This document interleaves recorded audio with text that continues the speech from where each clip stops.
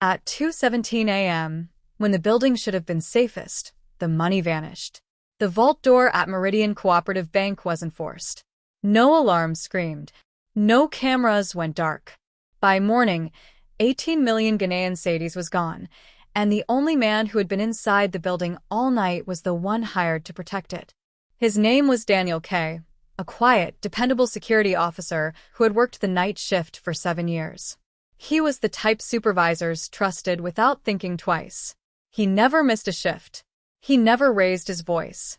He knew the building the way a priest knows a church, every corridor, every blind corner, every routine. That was exactly why no one suspected him. Daniel didn't wake up one day and decide to steal millions. The crime began years earlier, with observation. Night after night, he watched patterns repeat themselves. He noted how often managers overrode alarms for minor issues, how frequently security updates were delayed because of budget constraints, how camera maintenance logs were signed without anyone actually checking the feeds. He noticed which supervisors skimmed reports and which ones never did. He learned something crucial. The system trusted familiarity more than verification. Daniel volunteered for extra shifts. He filled in when others called in sick. Slowly, access followed responsibility. Temporary permissions became permanent. Backup codes were shared casually during emergencies and never changed afterward. Procedures meant to be strict had softened over time, worn down by routine.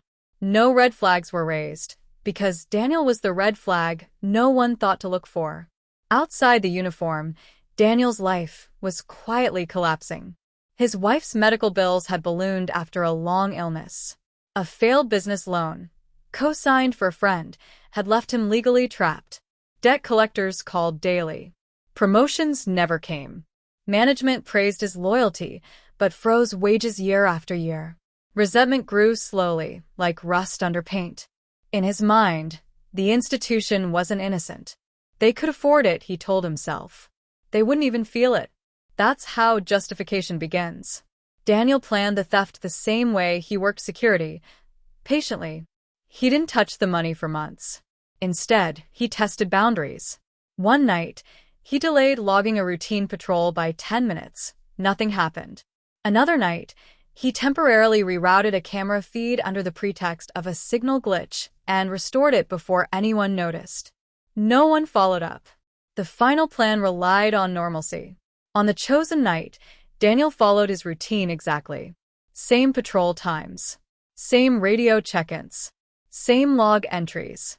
The system saw what it always saw, a trusted guard doing his job. What changed was timing. During a scheduled power transition, brief, expected, and rarely scrutinized, Daniel accessed an internal storage area adjacent to the vault.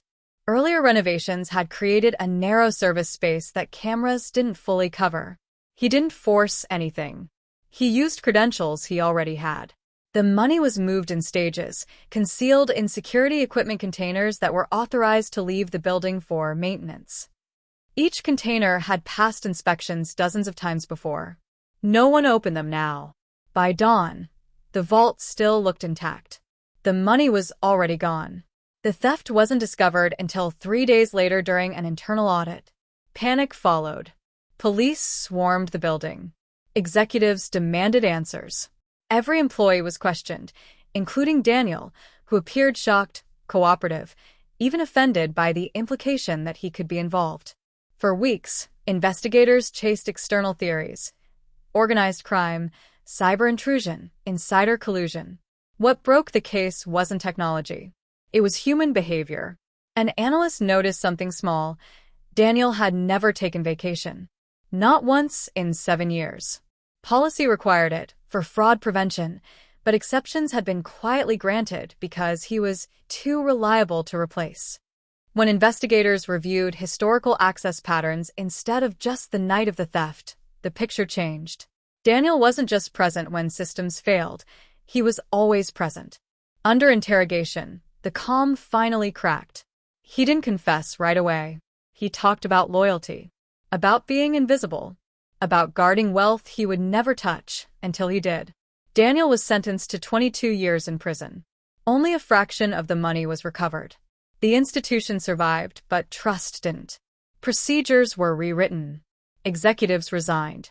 Employees were retrained to understand a painful truth. The greatest risk wasn't an outsider breaking in, it was an insider who belonged. And every night since, when security officers clock in and the lights dim, the cameras still record everything. But now, they also watch the ones holding the keys. If you found the story interesting, don't forget to like the video and subscribe to the channel for more gripping true crime stories. What do you think? Was this a perfectly planned inside job, or did the guard make mistakes that eventually exposed him? Drop your thoughts in the comments below.